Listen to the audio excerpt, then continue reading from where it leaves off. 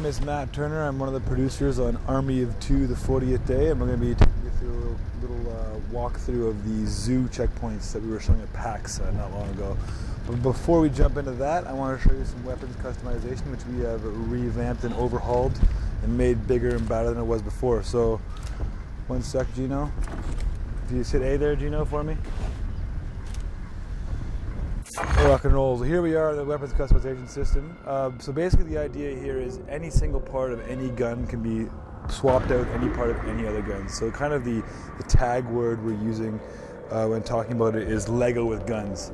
So if I jump into one of these, let's take the M416 for example. No, I feel like going on the M4 route today. So take the M4.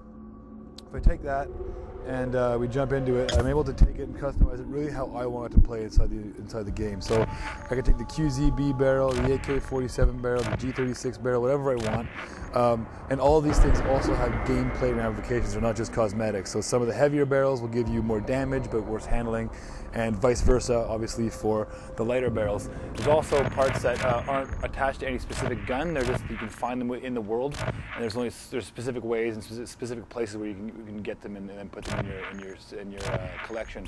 So I think this is a pretty cool barrel here. I'll drop that on there. We'll jump into the cartridges. Again, same thing. This is all gameplay.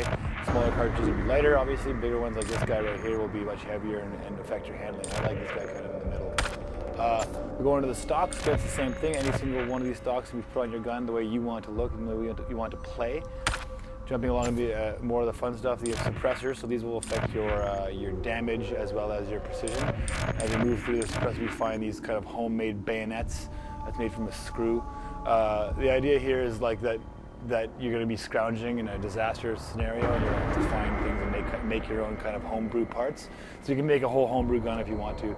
But also these bayonets also have animations with them, so if you have one on your gun, you will use it in the game when you do your melee attack, which is pretty cool.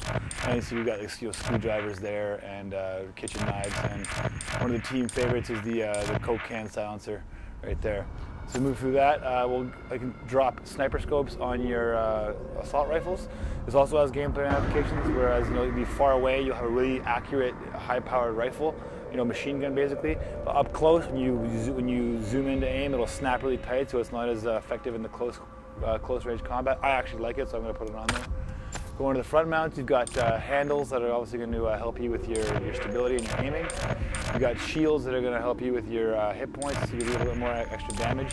And we've got these kind of other ones here, these shotgun mounts as well as grenade launchers, which are pretty sweet. And of course, we can pimp them too, as the first one. And we also have a whole host of other skins, camo textures, zebra print textures you can throw on there that really customize your gun the way you want it. What's cool about it is that it's intrinsically a co-op feature. So if I'm going to load out with this kind of crazy, close combat gun, let's hit B and we'll get in the game. My partner's going to want to load out with something that's going to, kind of counterbalance me and be something that's better for the long range stuff. Because if we get into a situation where we need long guns, and I've got this crazy thing, I'm not going to be very effective.